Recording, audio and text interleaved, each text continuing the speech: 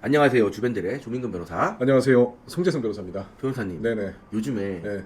나의 완벽한 비서라는 드라마가 네. 있더라고요. 그러니까요. 네. 한지민하고 이준혁이 네. 주연으로 나와가지고. 나는 한지민이 동안이긴 한데 한지민이 나이가 많은 건 알고 있었어요. 네네네네. 근데 이준혁이 나이가 더 많다고 나는 생각했어. 근데 아니더라고. 한지민이 그러면 이준혁의 누나네? 한지민이 저보다 누나예요. 그래요? 우리보다 누나예요. 한지민이. 아하. 네. 그걸 또 그렇게 비교를 근데 하시면은 이준혁 씨는 우리보다 어리더라고. 구독자님들의 그 환상과 그런 것들이 너무 심하게 깨지니까 본인하고 비교하지 마세요. 왜요? 예. 근데 오늘 이런 얘기 너무 많이 하면 안 되니까. 네. 왜냐면은 네. 이 나의 완벽한 비서에서 뭐 직장 내 괴롭힘에 대해서 또 한 꼭지로 나온다고요. 그러게 저도 이게 그 그죠? 영상을 그분을 이제 봤는데 네. 보니까 이제 그 이준혁 씨가 이제 딸이 아파가지고 육아휴직을 하게 되는 네네. 그런 상황이었는데 네네. 이준혁 씨가 육아휴직을 하기 전에 이준혁 씨의 상사가 네. 같이 이제 무슨 프로젝트를 거대하게 준비를 하고 있었나 봐요. 네. 근데 이제 이준혁 씨가 육아휴직을 하게 되는 바람에 네. 모든 게 물거품이 돼가지고 네네. 이 상사는 또 열이 막 받았어요. 그래가지고 이준혁 씨가 딸이 육아휴직을 하고 와서 1년 뒤에 돌아왔더니 그때부터 괴롭힘이 시작되는구나. 괴롭히는 거야. 아하. 그러니까 너는 뭐 업무 파악도 제대로 안 돼 있을 텐데 너는 이제 딴 거 해라. 업무 배제. 교묘하게. 네. 이것도 아니고 네. 저것도 아니고 근데 기분 나빠. 하는 여기서 응. 직장 상사의 부하 직원에 대한 괴롭힘, 응. 형사처벌이 될까요? 애매하죠. 애매하지 않습니다. 왜요? 직장 상사가 부하를 괴롭혔다고 형사처벌하는 규정은 사실은 없어요. 사업주가 어떤 나쁜 행동을 했을 때 사업주를 형사처벌할 수 있을 뿐이지 상사를 형사처벌할 수는 없다. 그 얘기는 네. 이게 이제 직장 내 괴롭힘이라는 것으로 얘기는 많이 하지만 네네. 이걸 독자적으로 규율하는 법은 없고 네. 결국은 일반형법으로 돌아가서 네네. 그 직장 상사라는 사람이 때렸다면 때렸다면 라고 상해. 하면은 폭행 내진 상해 네. 내지는 욕했다. 욕했다. 모욕죄. 그렇죠. 그래서 나라는 이제 단톡방에다가 막 그렇지. 했다면 명예훼손. 허위 사실을 유포했다. 그렇죠. 허위 사실 유포 명예훼손죄. 뭐 진실한 사실로 명예훼손했다. 진실한 사실 유포 명예훼손죄. 뭐 그렇죠. 이런 죄로 처벌할 수는 있겠죠. 근데 그렇죠. 독자적으로 직장 내 괴롭힘을 그렇죠. 형사 처벌할 수 있는 규정은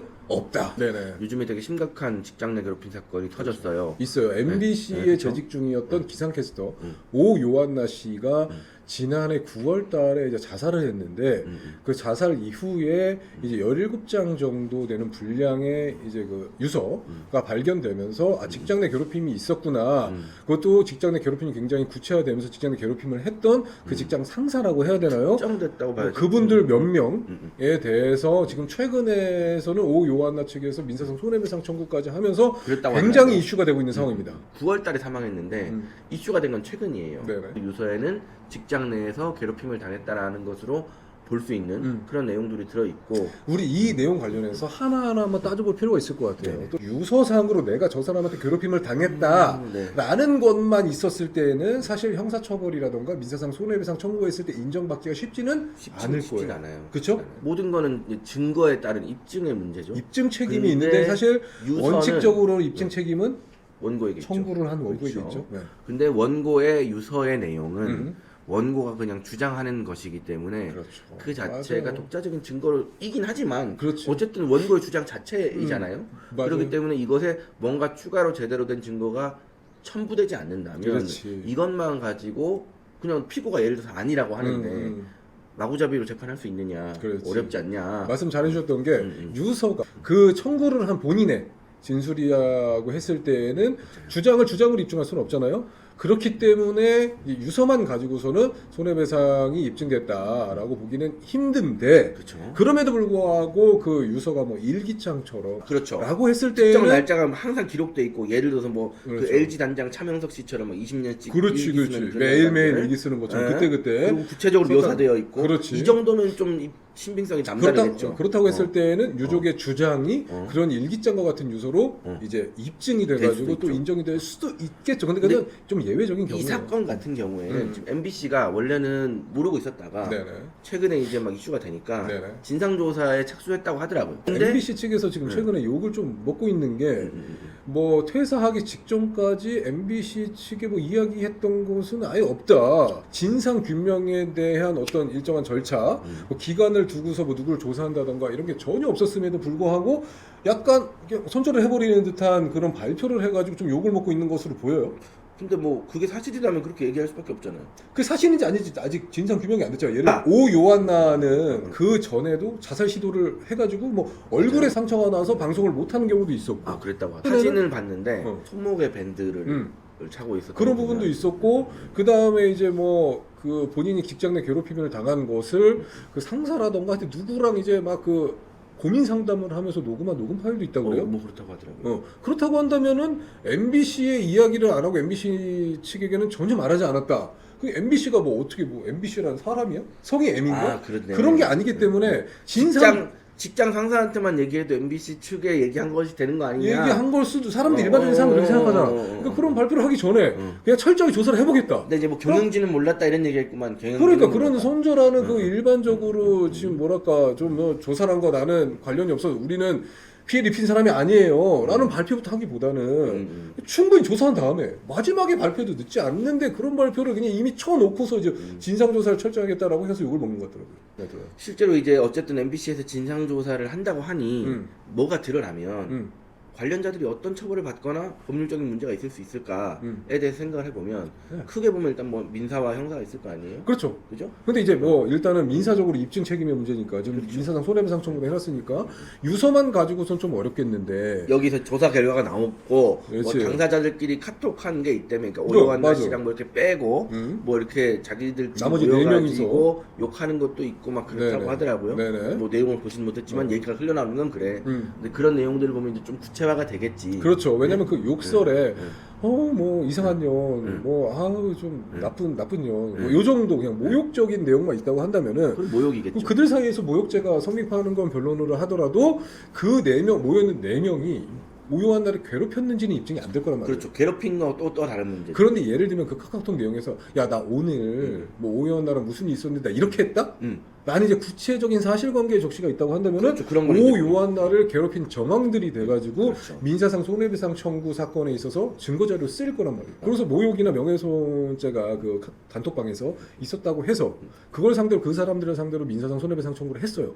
그렇다고 하더라도 그것만 가지고서는 손해배상 금액이 사실 몇백만 원 안 나옵니다. 이걸 목적으로 유족들도 손해배상 청구를 하지도 않았습니다. 유족이 희망하는 바는 그건 오요한나 씨의 사망과 네. 가해자들의 행동이 인관계가 있어서 가해자들이 결국 사망에 대한 책임을 져야 한다. 네. 금전적으로. 네네. 이런 결과를 얻기를 원하실 거예요. 가능할까요? 가능성이 조금은 있다라고 말씀드릴 수 있을 것 같긴 해요. 누구나 그렇게 왜냐하면 얘기할 거 단톡방 속에서 말씀 주신 대로 좀 모욕하는 언사, 좀 욕설을 하는 언사만 있어도 모욕죄가 성립하고 그렇지. 그것만 가지고서 손해배상 청구해도 금액이 작긴 하지만 어차피 인정될 수는 있기 때문에 그렇죠. 그러니까 일부 손해배상 금액이 인정될 가능성은 있을 거다라고 말씀드리는 거예요. 과연 이런 행위들이 네. 가해자의 행위들이 피해자의 사망으로 이어지는 결과로 갈 거냐. 내가 얘기하려고 했는데 우리 조변호사가 딱 캐치하네. 맞아요. 이게 사망과 인과관계를 인정할 수 있을 것인가. 네네. 아직까지는 좀 부족하죠.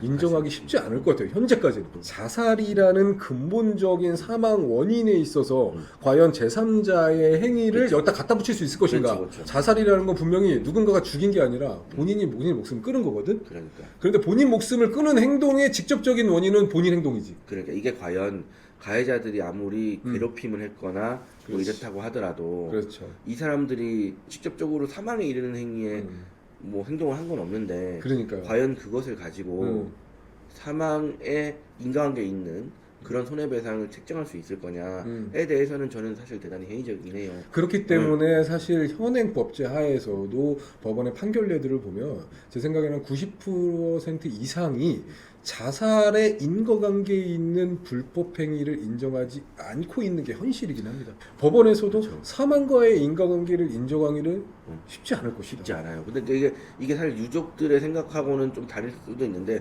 어쨌든 법적인 안정성의 측면이나 이런 것들에서 보면 뭐가 하나 이슈가 돼가지고 일반적으로 인정하지 않는 거 여기서는 얹어주고 결국은 이렇게 되는 걸로 저는 살짝 느껴지거든요. 마지막으로 이 건으로 인해 가지고 가해자로 특정된 사람들에 대해서 인터넷상에서 테러 일어나고 있다고요. 그 사람 뭐 예를 들면 SNS 들어가 가지고 뭐 욕설을 한다던가 명예훼손적인 그 댓글을 남긴다던가 했을 때에는 모욕죄 명예훼손죄로 당연히 처벌될 수가 있겠죠. 이 가해자가 실제로 누구다 라는 식으로 퍼뜨렸는지는 저도 모르겠어요. 근데 그 사람들이 퍼뜨린 의도 중에 분명히 그런 SNS 테러 이런 것들을 담고 있을 수도 있다. 왜냐면 요즘 그런 게 워낙 많으니까. 그런데 분명히 이렇게 선동 당했다고 해야 되나? 아니면은 으쌰으쌰해서 누군가를 마녀 사냥해가지고 때려잡을 때 거기에 선동 당하셔가지고 가서 이제 댓글 달고 하시는 분들 나중에 분명히 모욕이나 또 명예훼손죄로 처벌돼요. 형사 고소될 가능성이 네. 높아요. 또 처벌돼요. 그러니까 조심하셔야 돼. 키보드 워리어들 네. 이분들 지금 조심하셔야지. 그러니까. 어차피 차후에 민사상 손해배상 청구 제기하고 법원에서 때로는 뭐 수사기관에서 이제 결정이 될 겁니다. 그러니까 여러분들께서는 결정이 되기 전에 가서 본인들이 판사이냐 검사이냐 가서 막 댓글 달면서 욕하면서 네. 나중에 그렇죠. 이제 고소당하고 끙끙 앓으면서 뭐 사과하고 합의 보려고 막 뛰어다니시고 고생하지 마시고 조금은 좀 자중을 하시는 게 필요하지 않을까. 그러니까 한 번 더 음. 논리적으로 생각해 보시면 그런 거 하면 안 돼요. 그러니까 오늘 참 여기까지 하도록 할게요. 네, 구독과 좋아요 눌러주세요.